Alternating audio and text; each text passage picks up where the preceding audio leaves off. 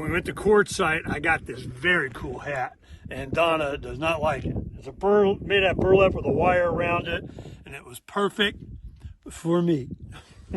Hello, welcome back to occupytheland.org.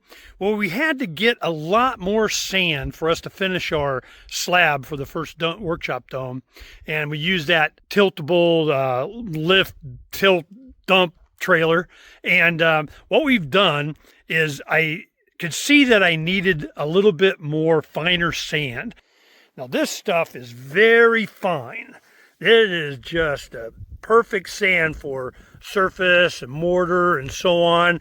I have just a wide range of sand and gravel that I can, certain areas I can get, and then we had to spend an entire day just getting enough sand and gravel for us to finish putting the slab on over there. Now I got some more prep to do. I got to oil the forms. I have to put around another layer. I think I'm going to go a 1/2 inch around the center slab so that we don't have cracking and so on. So I've been warned about that, so we'll go ahead and put some extra there.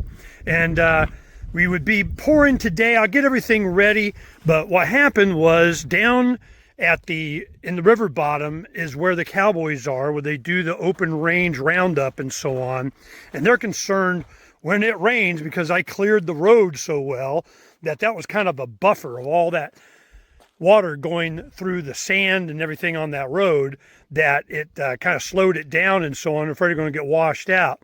Said, don't you worry none, because we have the earth bags. Now what I did is I showed Junior's his name, Cowboy Junior Cowboy or whatever,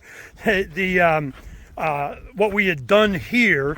And I'm going, we're waiting for a test. And he goes, look, you don't need a test. When it rains, man, it gets stupid down there. And I said, there's 3 washes that have lost its ability to drain. And I said, we're planning on putting these there and divert that so that it gets back to its natural flow. And so we're going to go ahead and focus on this here in the next few days before it does rain, so that we can get it diverted away from our neighbor. So let's just be good neighbor. And he was concerned that I would make it worse, the water flow that he had. And I go, we're going to make it better, but we'll go ahead and take this technology and go ahead and put it across some crossings of the main road that I created out there, so that it wouldn't be a problem for them. And like a good neighbor, Ernie and Donna's there. Now what we're going to do is I got to put in the screen, what do you call it, wire mesh that we're going to, for reinforcement like we did in the center there. And this kind of explains why we did it in sections like this. I got to do 8 of these. The reason is Donna and I can only do so much before it starts setting up and so on, and it starts drying and hardening and you run into problems. And fortunately it's cool, it's in the 60s, so that's going to make it a lot easier.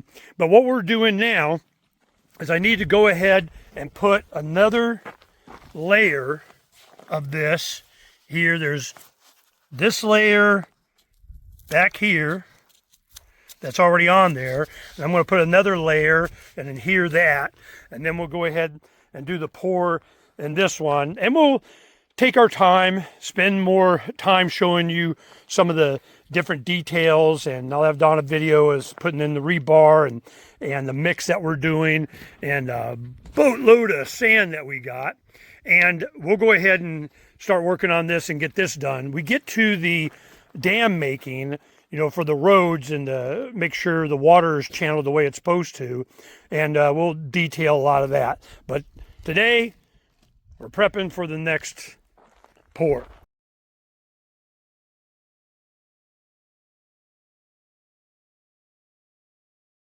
Now Donna, she's a workhorse. She's doing her own cement, getting it taken care of. Now she went and got a bunch more cement. We had some gift cards from Christmas and everything, and used that to get that. Now we have propane for cooking and heating on the bus, but it'll go through it fast. We don't want to have to move the bus all those way into town to go fill up the propane. So we got this large tank. Go into town, whenever we go and get stuff, supplies like what Donna's doing. I got to help her here. I'm being a bad boy. But we'll go ahead and fill that up, bring it back, and it looks like in the middle of the winter, 3 or 4 weeks we'll get out of it. Now we have backups, little 5-gallon ones, like 5 or 6 of these, so we could go through those and we'll go fill those up too. But that's why and how we're being comfortable out here. But I'm going to go ahead and finish because I got to cut in the rebar here to get the expansion foam to be able to work. And fortunately I got, you know, all the tools for doing everything, and we'll make short work of this and get this all ready, and we'll just go section after section after section after section. But there's so many other things that we got to do. We'll get to this. We need to get it done within the next couple of weeks at the most, because we have guests coming. They're going to need this platform to do their glamping on. So we're still working on it. We just wanted to make sure you saw we progressing. Peace.